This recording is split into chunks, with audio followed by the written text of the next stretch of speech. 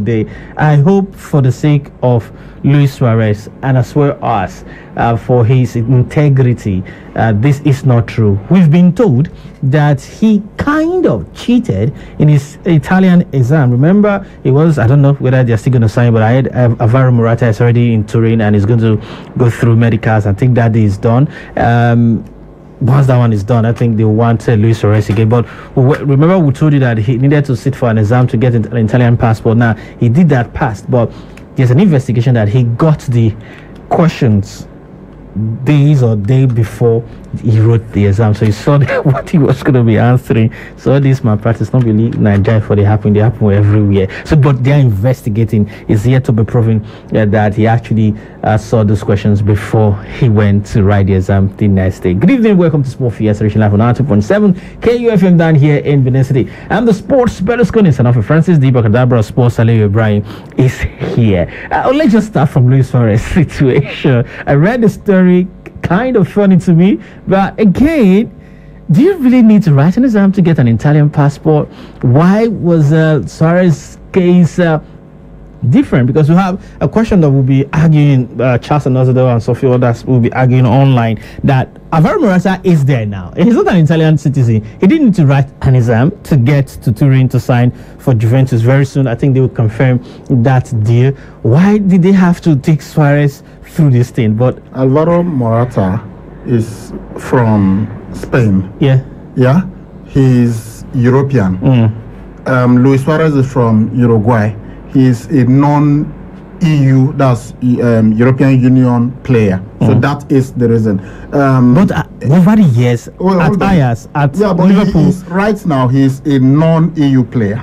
He's a non-EU player, and the problem is that Inter Milan, they've already filled their spots for non-EU players. So the only way that he could have been accepted to join Inter Milan would be if he acquires Italian citizenship, Italian passport. And the only way he could do that is by taking the Italian language exam. His wife is Italian, so that qualifies him to apply for it, but you need to pass the Italian language exam for foreign candidates before you are given that passport. So many of the other candidates for the exam, they were angry that he was given an accelerated process, because you normally wait for 2 to 4 years before you even get to write the exam. He only waited for about 15 days before they gave him. So that angered a lot of the other people who were waiting. They were like, why is he so special? Is it because he's a footballer and all of that? And again, the police are investigating it, but they've told the world that Luis Suarez himself is not under investigation. He's not done anything wrong. But what the allegations are that Luis Suarez knew the subjects that he was going to be answering before he took the exam, and that they agreed on the score that he was to get. Yes, these are the allegations. So this is what they are trying to find out. And they said he only demonstrated an elementary knowledge of the Italian language. So, but it seems that they've agreed that, okay, he's going to pass the exam and everything. But right now, as you said, Alvaro Morata is in Turin to join Juventus. Okay, so he now is sorry, did I say Inter Milan? Juventus, not Inter Milan. From what we hear, he is to join Atletico Madrid. Yeah, because he's in Spain, so he doesn't. I'm sure he doesn't have that problem there. Or maybe Atletico Madrid have got that space for a non-EU player. So that is the situation now. They are going to investigate, but it just brings back memories of what happened to Ronaldinho with the Paraguayan passport issue. Yeah, so they feel that there were some things that were not supposed to be, some illegal things that happened. But the University of Perugia, that's where the exam took place.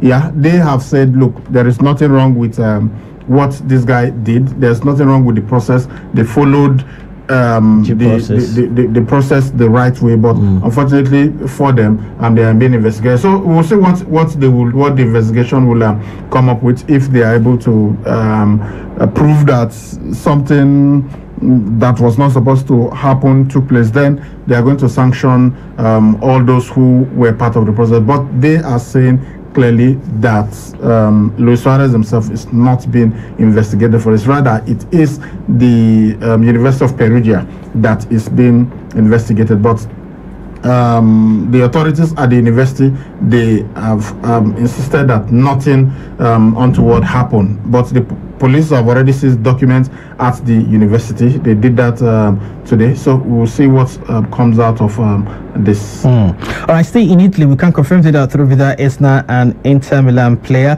That deal was confirmed earlier today. Still talking about transfer. We hear those book clubs, they've denied earlier, but you know, when the two clubs come out and deny things like this, you know, something is in between. Moussa Dembele is Manchester United plus Barca. They are discussing a loan deal for him to come to Manchester United. Is it the kind of player that they need at Manchester United, an injury prone one? Then moving over to England, we also hear that according to the agents of Gareth Bale, I'm quoting that Gareth Bale could stay at Tottenham Hotspur beyond his loan. They agreed between Spurs and Real Madrid. Obviously, the player is happy. He said he's happy to be back. But will it be a wise thing for Tottenham to hold on to Gareth Bale? Why looking ahead of saging a player that probably might not give you what you want? These days, Gareth Bale is an injury-prone one.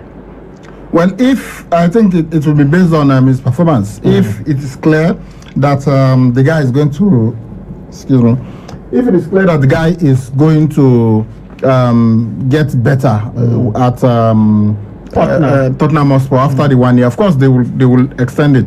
Real Madrid will even be happy. Initially, Real Madrid were even saying, look, we just need a team that will buy this guy. We don't want him to go on loan. He's still got 2 years left on his contract. So after this 1 year, there will still be 1 year left. So he could just decide to sit on the bench, because if Zinedine Zidane remains there, he's not likely to use him. And that will mean he just comes, sits, and the same thing that has happened for the past 2 seasons will happen. He will just be there, not really playing, getting bored, getting frustrated, and doing things that will anger the fans. Honestly, if the fans had been at the stadium when Gareth Bale was doing some of the things that he had to do, you know, it will have created more problems. Remember that the fans at Real Madrid demand for their players to perform.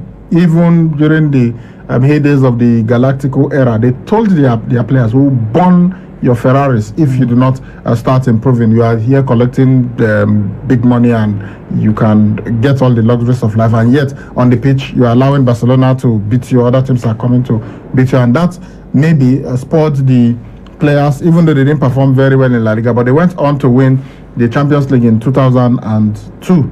You know, but even after that, they fired Vicente Del Bosque, despite the fact that he won the Champions League for them.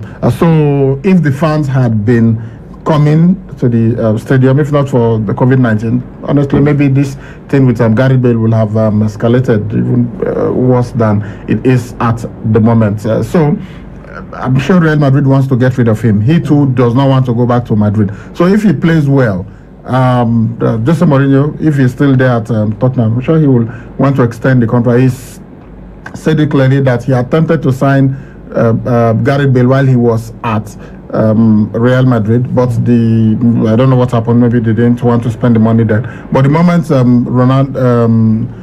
Mourinho left, they brought him, and he said, look, the president followed my advice and he went to buy this guy for then the world record, I think about £85 million.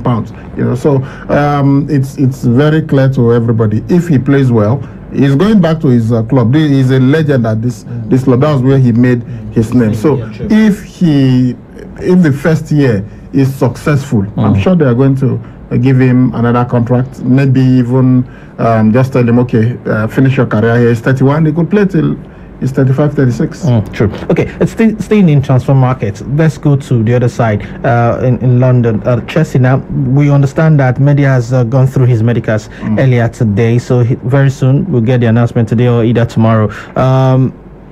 Lampard said that he gets to listen. But let me use the proper word. Lean on Peter Cech advice when it gets to the goalkeeping department. Is he really the answer to the problem? After watching that game, Chelsea Liverpool. You know, I have not really said anything about Kepa Arrizabalaga. I know he has made some errors. I'm this guy that always give you second chance after second chance. But after Sunday, if not for the first goal, I think he could have done something about the first goal. But that second goal was a silly one. I mean, had all the time, had all the players to pass to or kick the ball at you. And the fact that you were losing, you don't need to pass. Just kick it. Kick the ball. Let play resume. But is Mendy the answer to Chelsea's problem? At the moment, it looks like anybody apart from Kepa will be better than Kepa. No, seriously, that's the kind of situation that Chelsea find themselves in. They've been linked with almost all the goalkeepers in the world. They wanted Jan Oblak, but Jan Oblak, we know he's about. What about Onana? About Onana would have been my choice. When Chelsea were looking for goalkeeper, Onana even wanted to come to Chelsea. Onana and the Moroccan Hakim Ziyech are very close friends. And when Hakim Ziyech came, he's even till now he's chatting with Onana and he's making fun of Onana. And you could see clearly that he wanted Onana to come. I saw Onana and I felt, okay, if Chelsea need a goalkeeper, they will get Onana. Ajax were willing to sell Onana for about 30 million pounds, but I don't understand. But Onana is even younger than Mendy. Onana is 24, Mendy is 28. But maybe Chelsea felt that they wanted somebody, and as Frank Lampard said, he relied on the advice of Peter Cech. Peter Cech came from Rennes, the club that Mendy is currently, and he's almost as tall as Peter Cech. I think, he's 6'5", and they said he's got a wingspan. Wingspan, of course, when you stretch out your hand, that is wingspan. Right now, you look at it in world football, is one of the largest that you have, and I think the biggest problem that Chelsea has, if you look at them when they defend, their defensive frailties comes from crosses, because they are since Peter Cech left, they've had that problem. So they tend to concede from set pieces. Since Peter Cech and Thibaut Courtois. Thibaut Courtois is 6'6", tall, and anything in the air, he just absolutely dominates it. It dominates his 18-yard area. I think the major problem with Courtois was that balls usually goes through his legs, but you feel he's a much better keeper than Kepa Arrizabalaga. And Kepa, his first season, he did pretty well. That was that he even refused to come off when Mauricio Sarri was asking him to come off during the Carabao Cup final, and then he went on to win the Europa League with Chelsea. But so I think something happened in his personal life, and then he just completely lost all confidence and everything. And you could really see right now that he's got some serious issues, basic things in goalkeeping, coming out to take the ball and commanding your defense, telling them what to do, cross coming in, he stands flat-footed, shot from outside the 18-yard box, which is normally what you, with the goalkeepers, you say it's a make me shine kind of a ball. That gives you, because if you are seeing the shot from a long way out, you can see the trajectory, so you can dive, stretch, and you hear the commentator say this is one for the camera. You make the save look extraordinarily good, even much better than it actually is. A routine save, you just display all your acrobatics. But with Kepa, it is his biggest problem. Any shot from outside the 18-yard box usually scores against him, and you wonder what is going on with him. So he might be a fantastic goalkeeper, but he just does not have the confidence at all. But honestly, despite everything, I laugh when Frank Lampard tells us that he's bringing Mendy not to take over but to compete. I don't think he has any confidence in Kepa. He's already said that 38-year-old Willie Caballero will be in goal when they play against Barnsley tomorrow. I mean, but he said he decided that even before the Liverpool game. However, I've got to say, that goal that he considered, yes, that's the one that everybody saw, and everybody was like, oh, Kepa, he's such a poor goalkeeper and all that. But I don't 100% blame Kepa. It's the Chelsea team that I blame, because they tend to play like that every time. I've always had a problem with any team that keeps passing the ball backwards. It's good though to play from behind when you're under pressure and you know how to do it. Barcelona, they do it all the time. They pass the ball, they pass to their goalkeeper, but you don't see Barcelona when they're supposed to be attacking, taking the ball backwards and passing to their goalkeeper. You don't see Arsenal doing that. It's only when they are under pressure, when the situation demands that they start passing from the back. Chelsea will be in a position where they ought to attack. When you watch that game, Tomori came on and it was fantastic. I'm not going to dispute that, but he could have passed the ball to several other players without giving the ball back to Kepa. You know that your goalkeeper is short on confidence. You know that your goalkeeper is jittery. You know that any pressure on the goalkeeper, he is going to embarrass himself, and you still gave him the ball. But look, even after Tomori gave him the ball, he still had all the time in the world to. He could have given the ball back to Tomori. He could have attempted to give the ball to Reece James. He could have given it to Kurt Zouma, who was on his left, but he chose to give it to Jorginho, who was standing right in front of him. And Jorginho, in trying attempting to pass the ball to Jorginho, he could see Mane standing close to him. So maybe I don't know. Maybe it's the lack of confidence and everything, and he chose the worst option, and Jorginho, Sadio Mane pounced on it, and it was a second goal. So it's much as you want to blame the goalkeeper, I blame the entire Chelsea defense, or the entire Chelsea, because Jorginho himself is guilty of that several times. When he needs to move the ball forward, he starts the back passing, and they eventually end up going to Kepa. From what we've heard of Mendy, Kepa is even better than him when it comes to passing. So if Chelsea keeps passing the ball backwards, they will have the same problem, because it will mean that Mendy will even be worse than Kepa when it comes to passing the ball out of his 18-yard box. So Chelsea have got to change the way they play, otherwise their goalkeeper will be under serious pressure. But with the Cameroonian goalkeeper Andre Onana, I think Andre Onana is 6'3", 6'4", I don't know, but it seems that maybe Peter Cech wasn't convinced about how he dominates his area, about his 18-yard box, crosses in the air, how he comes out to claim it. Perhaps that's why they are going for Mendy, but it is clear that Andre Onana is the more established goalkeeper, because he's played in the Champions League, gone to the knockout stages of the Champions League, and Chelsea have seen him close up because he played against them in the Champions League at Stamford Bridge and also at the Amsterdam Arena. So they know him very well. But for them to go for Mendy, well, you can't argue with somebody like Peter Cech, who for many years was one of the best goalkeeper in the world. If not, there were years when he was absolutely the best goalkeeper in the world. Till today, he has the record of the least number of goals conceded in an entire season in the English Premier League. So if he gives advice and says this is the goalkeeper that Chelsea should go for, then he knows what he's doing. But I've heard the argument that it is a stopgap measure, that maybe by next season, when the market will allow it, they will now go for a real top quality goalkeeper like Jan Oblak. They will attempt to go for Jan Oblak. Maybe his buyout clause will have reduced them, because right now it's I think about 120 million pounds. So they just feel, and Atletico Madrid were pretty confident. They said there is no way Chelsea can acquire both Kai Havertz and Jan Oblak in the same season, and that's what it turned out to be.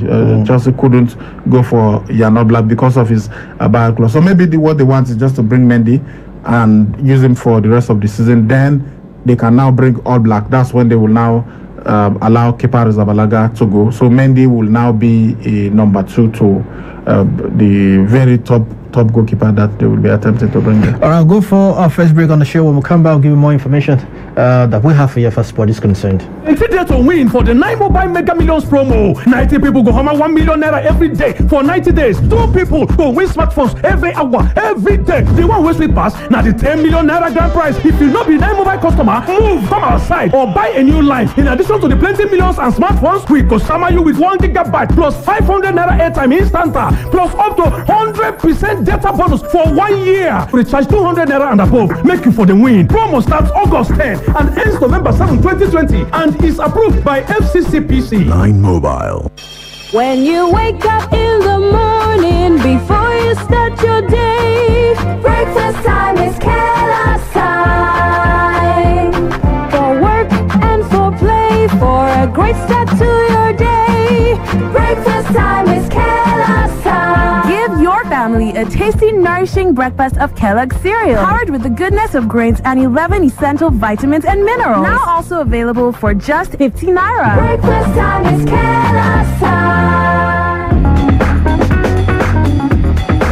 All right, thank you so much for staying with us. I just told you at the beginning that the game between Leyton Orient and Tottenham Hotspur has been called off because of the coronavirus cases that they've recorded in Orient. So the players, most of them have contracted the virus. Okay, that's what is going on right now as far as football is concerned. Now, let's talk about, before we go to wrestling, we have to take the Monday Night Road now. Clubs are saying that, you cannot just say, which they've already done, there's something they're going to do about it, that they can't have fans back at the stadium because of this. Probably they were looking at, instead of having a full capacity, we can have it. If you have a 20,000, for instance, capacity stadium, you could bring in 10 and have spaces, then having that social distancing present there. But they have all come out to say that they are extremely disappointed at the decision of the government. But this is for their own good. Yes, you want fans back, you want that money, you want that motivation, a factor from the fans to spoil your team to win. But also take a look at the head circumstances. If they come together, they are going to have that, for me, if Nigeria squad can hug anybody, imagine what the English glass they do in the stadium. They can run to each other, or even at the gate when they are trying to get their ticket and all that. Things can happen, and that's why they exactly. I understand how the clubs feel, and I sympathize with them, but what is most important is the health of the people who are coming to watch games. Nobody, we've said this several times, nobody should fear for his life when he's going to the stadium to watch a game. We've been trying to encourage that here. You want somebody a man to come to the Samuel Ogwumide Stadium with his wife and his children to watch a match. It should be as safe as going to the mall, taking your family out to have a nice time. That's what going to the stadium should be. But when the United Kingdom government will be responsible if they had allowed this to go on. There was total shutdown before, Adi. We saw it, lockdown of everywhere. But when the scientists were able to battle the disease to a certain level that the cases dropped, they now started reopening little by little, and they say, okay, let this place be open from this time to this time. You can do this. These are the things that you cannot do. But right now, we are beginning to see an increase in the number of infections. We're beginning to see an increase in the number of cases, and that will mean an increase in the number of deaths in a couple of weeks or months' time. So you've got to be very, very careful. Yes, you want sports to continue, but thank God that the sport is back. And we know, we have said it several times, sports really is... It's maybe nothing without the fans being there to cheer the players on and everything. But when having the fans there will put the fans at risk, it's going to put the players at risk. Right now, you are having matches in the Carabao Cup being called off because of the increase in the cases of coronavirus. You've got to be extremely careful. We saw that match that was played, Atletico Madrid, when they came to Liverpool to play against them in the Champions League, some of the the increase in the number of cases in the city of Liverpool was traced to that match. So you have to be very, very careful. You shouldn't, because you want to make money and you lose life. It doesn't matter how much was made. You cannot bring back a life that has been lost. So we've got to, I agree with the UK government that for now, the plan to return fans to the stadium, they wanted to start it on the 1st of October. That for now, it is off. It doesn't mean that forever they will no longer have fans coming to the stadium. You're looking at January. Hopefully, by the end of the year, maybe we'll have a vaccine, which they trust, because the Russians have already said they have a vaccine. They've even brought samples to Nigeria. Maybe they will have a vaccine which is produced by them. Which so why can't they have one vaccine? All of them work together. The coronavirus is seen in UK, Nigeria, everywhere. I understand, but you've got to be careful. You don't just accept anything that you get from any country, especially a country like Russia that for long, have been diametrically opposed to the West. So you've got to be very, very careful how you accept certain things. So until they are able to develop their own vaccine and it is safe for human use, they must be extremely careful. So you've got to understand what the government is doing, but also how the clubs are feeling. They need to start making some money, and not having the fans come in there, it's not good at all. But it's better that they err on the part of caution. Okay, let's now take a look at what actually went down as far as Monday Night Raw is concerned. Okay, so many things went down on Raw, but I think the biggest storyline was the attempts by what's his name now, the Viper. Randy Orton attempting to, he's been having this feud with Drew McIntyre, who is the WWE champion, and we had that altercation still playing out yesterday on Raw. So some of the things that happened, let's go to the beginning. We had what's the name now? Retribution. That the group that has been causing all sort of problems in the WWE. They came to the ring, and we had the revelation by the commentator Tom Phillips that WWE had offered contracts to Retribution, and this was after they revealed themselves, the group calling itself Retribution. They revealed themselves to include members such as Mia Yim and Mercedes Martinez, then Dio Madden and Dominic Dijakovic, and perhaps even Shane Thorne. And these are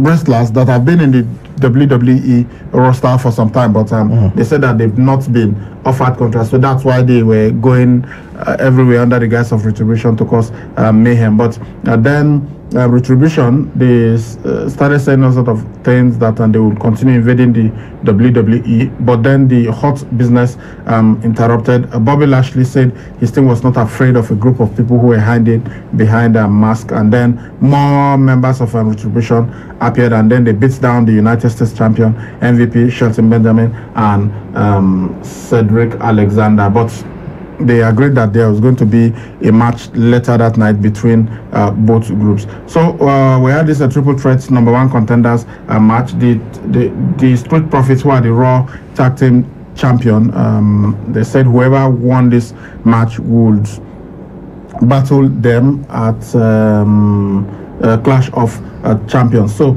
we now had this fight, but eventually it was Andrade and Angel Garza. They defeated the team of Humberto Carrillo and Dominic Mysterio, as well as Seth Rollins and Buddy Murphy. Seth Rollins worked out on Buddy Murphy, and that of course helped Andrade and Angel Garza to defeat him. You know what happens in a triple threat match? You win, you get one fall, and you emerge the winner.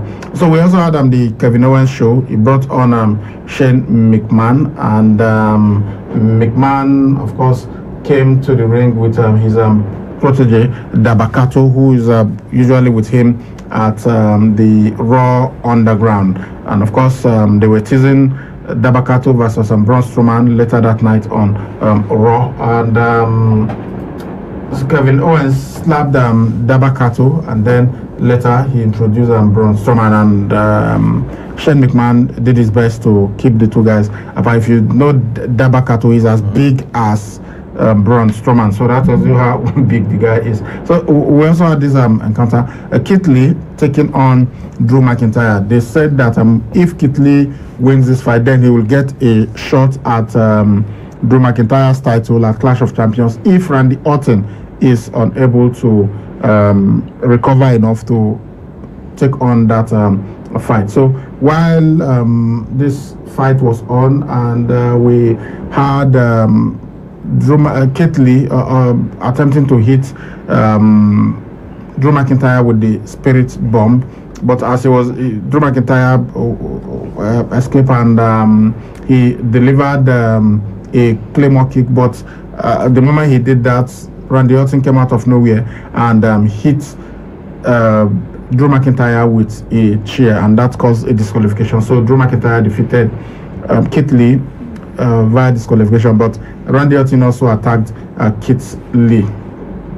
Then we had this #1 contenders match. Mickie James took on Zelina Vega. It was Zelina Vega who won this fight by hitting her with the backstabber. Then there was Apollo Crews versus Cedric Alexander. Cedric Alexander defeated Apollo Crews, but then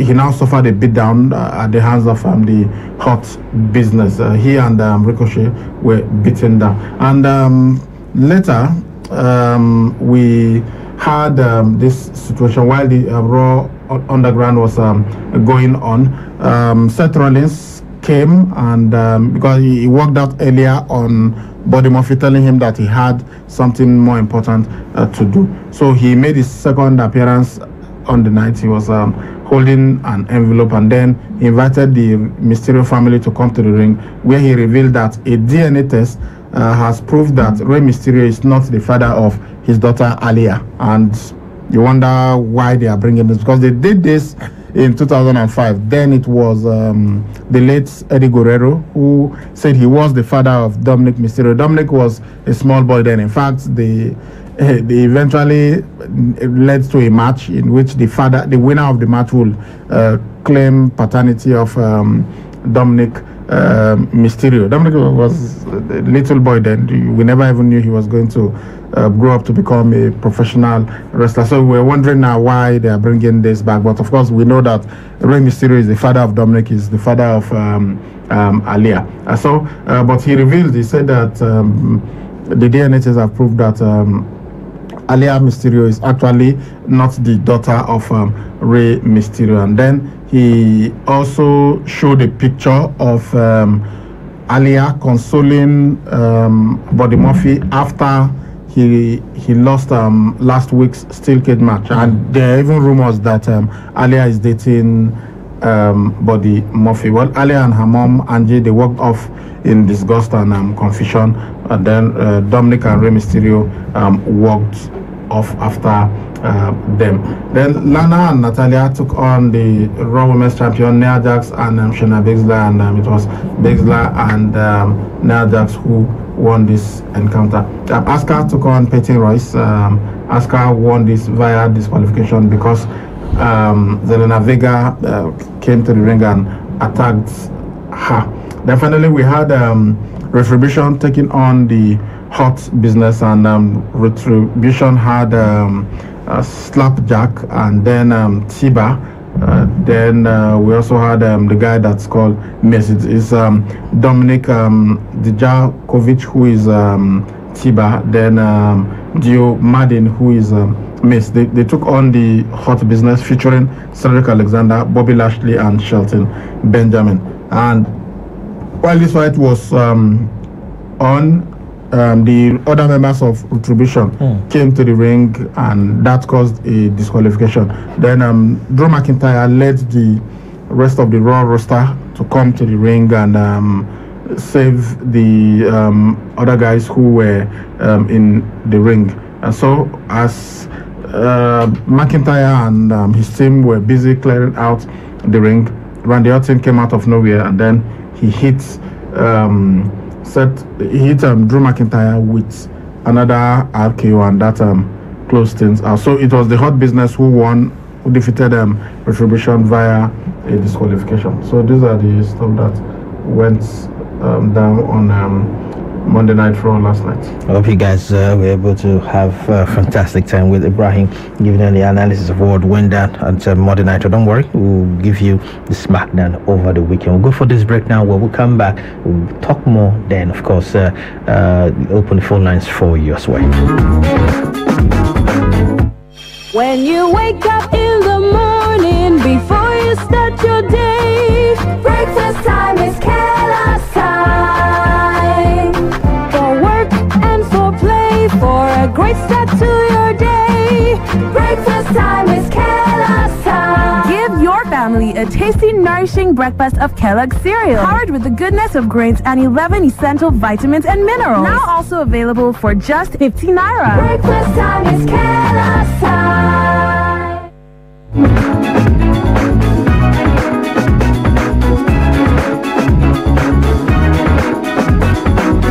All right, thank you so much for staying with us on the show this evening. Before we open the phone lines for you, this is kind of not the kind of news we always want to give out here. We always want to come here, talk about transfer, talk about other sports stories, and argue and talk about it in a very fantastic way. But when this happens, we have no choice. Edo Queens, in deep sadness right now because of what happened to one of their coach Gabriel Adejo. Now, if you are a true Bende Insurance fan, you know Gabriel Adejo. He was part of the Bende Insurance. Now, when we talk about Bende Insurance, have not won anything at the continental level. We just quickly go, no. That former cup that they won that time, that when they came to Benin, it was fantastic. The parade was fantastic. We were received all the way from Okada. They received them, and the people moved all the way from Ovia down to Benin City, down to the Samuel Gbemudia Stadium. None turned back. They celebrated their victory. He was part of that. And unfortunately, yesterday he passed on. I mean, a friend, a professional colleague, said that they were together on Sunday, celebrating the victory of the governor. They danced together. All of a sudden, yesterday, he woke up, complained to the family. According to information we got, he was not feeling fine. They took him to one hospital. The hospital referred him to UBTH. He got to UBTH, and they did their best, and that was just it. But this is official. With deep pains in our heart, the management of Edo Queens Football Club announces the death of our head coach, Gabriel Adejo. Coach Adejo died yesterday, Monday afternoon, the 21st of September 2020, during a brief illness at the University of Benin Teaching Hospital, UBTH. Until his demise, Gabriel Adejo was the head coach of Edo Queen Football Club and distinguished himself in the job with a standing performance and laurel. He led Edo Queens to victory by winning the first edition of the Niger Rating pre-season tournament held in Makurdi, Benue State in 2019. Coach Adejo, who hails from Kogi State, was a staff of the Edo State Sports Council. As a player, he was a member of Bende Insurance, like I just told you, team that conquered Africa in 1994 by winning the prestigious CAF Trophy. As a strong defender, he also played for Niger Dock FC, Julius Becker of FC of Lagos, Bende Insurance of Bende United, different club of Benin, Nwanya National, now Heartland FC of Owerri, among others. The news of his death came to us as a shock, and his demise has left in our heart pains and agony, and as well as creates a big vacuum in our team. As we condole with his entire family, we pray God Almighty to give the family the fortitude to bear the loss. The Edo Queen's family say goodbye until we meet to part no more. Rest in peace, Coach Adejo, aka Oyibo. Signed, Mrs. Sabina. This other name, sorry, madam, I'm a very good friend. This other name is very strong. Chikere. I'll omit the other name for management to do her Queens. Okay. I received this news yesterday when I got home and called the chairman immediately. That's the Edo State Football Association chairman. I don't know. When things like this happen, it's always difficult for me to talk about it, especially when it's close to someone, that and you report around and stuff like that. Painful. Yeah, it's terrible. As I said, we got the news yesterday, but we had to respect the wishes of the club, because they said the family had to be informed first, and then they had to make it official before it is made public, and so that's why we did not talk about it yesterday. When I had the news, it was from Wale Patano that I first got it, and I was shocked. But later I made calls, called the media officer of Edo Queens, and he told me the situation, but he said, please, we do not want to make it public just yet. It's really, there are no words to describe what happened, and this is a time when he is supposed to enjoy what he has labored for, what he has worked hard for. Now we know that Edo Queens are getting the same pay as Bendel Insurance, and with what's happening, the stadium being refurbished, sports generally, given its pride of place in Edo State, you expected that Edo Queens will be one of the brands that will be leading the revolution, but unfortunately somebody who's there with them, who was there leading the way, it's suddenly no more. It's really terrible. We pray that the Almighty grants the family the fortitude to bear this loss. And it's somebody that we know very well on this show. He's spoken to us a couple of times on this show, and we've promised him to keep reporting about the activities, and we've also told him, you also ensure that your girls keep winning and everything. I just hope this will not break the spirit of the girls, knowing that their coach is gone. So we pray God grants them the fortitude to bear this loss. All right, you two can be part of the show now. Remember, the numbers are 0706-263-9275 or 0903-939-4427 plus 0812-178-9154. They're already blinking. Hello.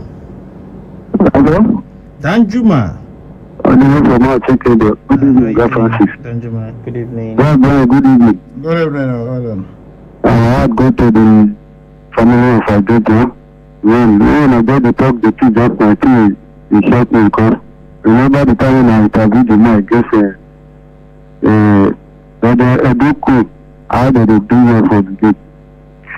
So me, the family get the love, because I want to go say go up, and Edo coach and Edo State generally. Yesterday, me too, you read the guy very original try and release for Super Eagles. Maybe to let this play and to use the word. But I read another one today. This one is the one that was read today, is the authentic one. That one of yesterday, there were some names that were not really invited. There were different. So that Nigeria, as I talk, 2021 African Nation Cup, no negotiable, Nigeria must win. For Peter, if that guy may just have anything, if I clap another defender, and if to criticize player for all, no good, but maybe try another goalkeeper to replace him. I do it. Thank you, Danjuma. Hello. Hello. Yes, good evening. Yeah, good evening, sir. Yeah, talk to us. It's Oki from Kamaru. Okay.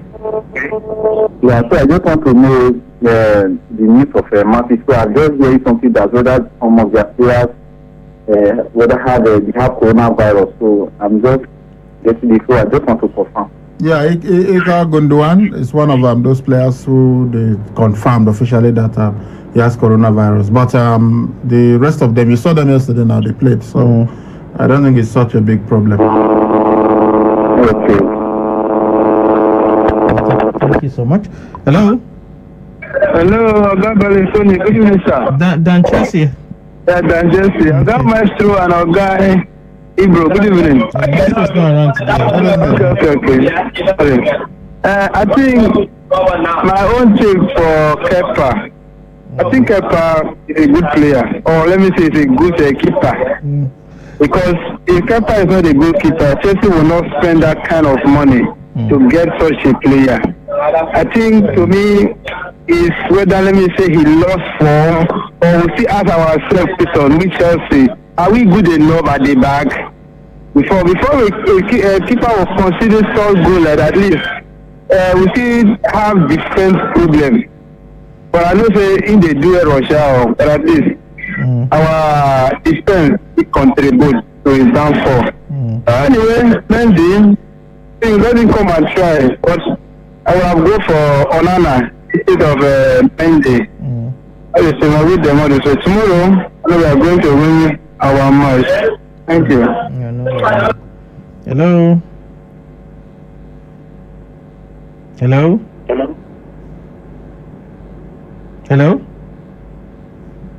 Hello? Hello. Good evening.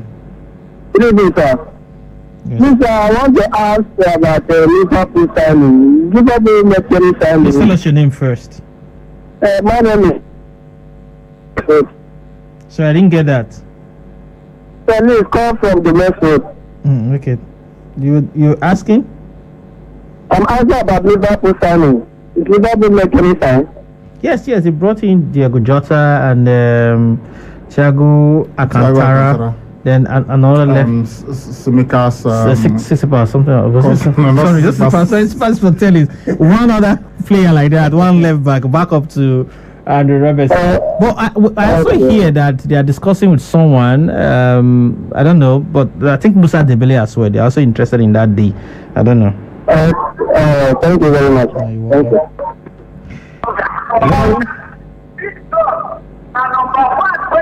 Hello. Yes, we're with you. Good evening, my gentlemen. Oh, the boxing legend. Listen every time. Well done, sir. God bless you. Thank you so much. I just want to tackle up now. Thank you so much, sir. Thank you. Bye-bye. All right. Thank you. Hello. Good evening, sir. Yes, good evening. My name is DK Prince, calling from Upper Sakoba in the Coco. All right, talk to us. Yeah, please, sir. I want to know the results of Tottenham weekend game, Tottenham and Southampton. Was it 5-2? I think so. 5-2. Son scored 4 goals. Harry Kane 1. Okay. What about Southampton's game? Southampton. Was it not Southampton? Tottenham Hotspur played. No. Okay, Southampton. We'll check for you. We'll check. Okay. No. Southampton. Yes. Southampton lost to Tottenham now. 5-2. Yeah, that's what I'm saying. They lost to Tottenham 5-2. Okay. Thank you. Hello. Hello. Talk to us. My name is Jose Lego. Alright, I want to talk about the match played. First of all, my heart goes to the family of Adejo, the man that we missed in the award of football. That God will give the family fortitude to get the loss of that man. Alright, the match was played on Sunday between Liverpool and Chelsea. I want to take position to Liverpool team. And one thing I still see in that team is Liverpool still need to bring in somebody in that central defense. To pair Van Dijk in that central defense. And really making somebody taking Fabio back to that central defense. They like to do it, but we still need a central defender. That's at least for us to be able to compete this season. That's my contribution this evening. Thank you. Thank you. You're welcome. All right, let's take a look at the messages. Okay, there's a few of them here. This one's okay. More have coming. Good PM Sports Oracle. R.I.P. Gabriel Adejo will greatly miss you. May God Almighty comfort the entire family of the Adejos. It's very painful.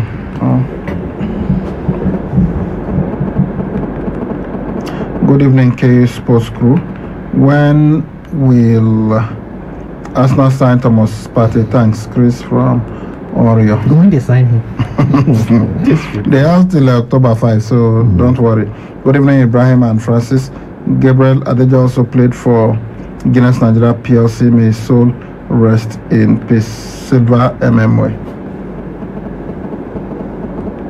Good PM Sports Oracle RIP. Okay, I think this is a repeated message.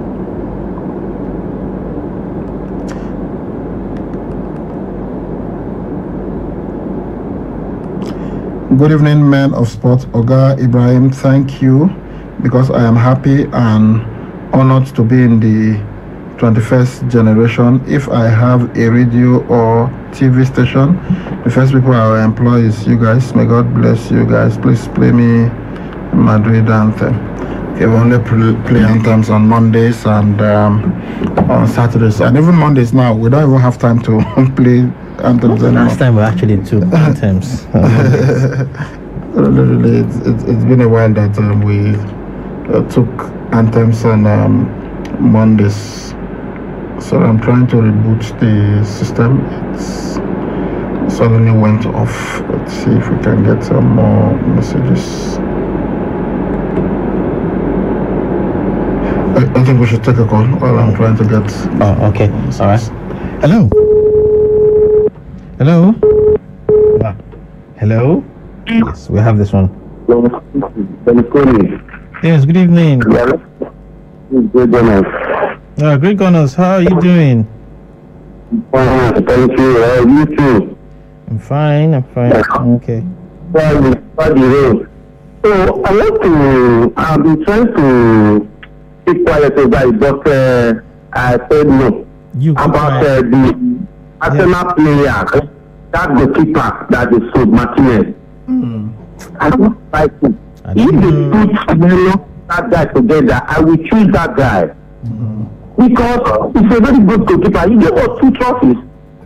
But Leno are not giving us anything. And the injury Leno had make everybody know that guy is good.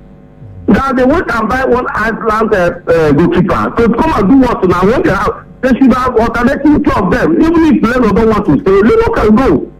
Don't like it. Look at the wonderful performance he put yesterday against Sheffield United. Sebastian got some points.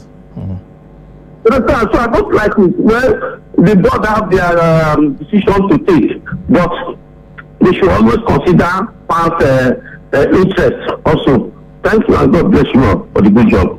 Okay. Sorry. Hello. This should be the last call. Hello, Oga bro. I'm sorry, Oga Belson Jansen. I call back. Yeah, talk to us. Serena Williams, is he going to take back the French Open? I should confirm that. I don't know. We've not. What did it? What was French it? Open. Yeah. Serena Williams. Yes. Yeah. Okay. She will take part. Okay. All right. Thank you so much. And this is where we have to draw the curtains on the show. Now we have to leave and take some beats. Of course, by 5 p.m. we'll be taking the news break on 2.7 KUFM down here in Benin City. Thank you so much for being with us from now to, from 4 p.m. to now. We'll see you guys by 8 a.m. tomorrow morning. Have a safe, wonderful night rest, and bye-bye.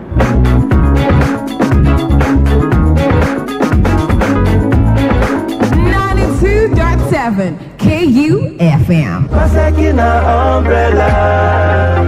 Indeed, the will of Edo people has prevailed. For standing by us all through, we say thank you. For coming out Emans to re-elect the wait and see governor, we say thank you. For the sleepless night you kept defending our votes, we say thank you. We thank very specially His Royal Majesty Omonobanedu Ukua Polopolo Oba Ewai II and all the traditional rulers in the land for their fatherly role. We thank all the religious leaders across the length and breadth of our dear state. We couldn't have gotten this far without your sincere prayers. We thank the election umpire for conducting free, fair and credible election and all the security agencies for a job well done. This victory is victory for all Edos, both at home and in diaspora, and together let's make Edo great again. To God be the glory. This message is brought to you by His Excellency, the Executive Governor of Edo State, Governor Godwin Nogegase Obaseki. Listen to this announcement. Are you already in business or planning to start up a new business and finances have been the challenge? This is the opportunity you've been waiting for. Government has packaged loans for civil servants, uniformed person, and those into agricultural businesses like animal husbandry, crop farming and processing, and other forms of businesses at 9% interest rates per annum. You can access up to 10 million naira for small businesses and 1 billion naira for large businesses, up to 7 years repayment period and 1 year grace period. To qualify for this loan, you need to undergo training. The training is this Saturday. Kindly register before the date due to limited space. To register, contact Owofu Worldwide, 2nd floor, 157 Uselu Lagos Road, beside Old Nepa by Uselu Markets, Uselu, Benin City, or call 0706 433 4855. That is 0706 433 4855. Announcer Ode A. Idoko, Managing Partner. 92.7 KUFM. We'll cover one now. We'll cover it now. Yeah.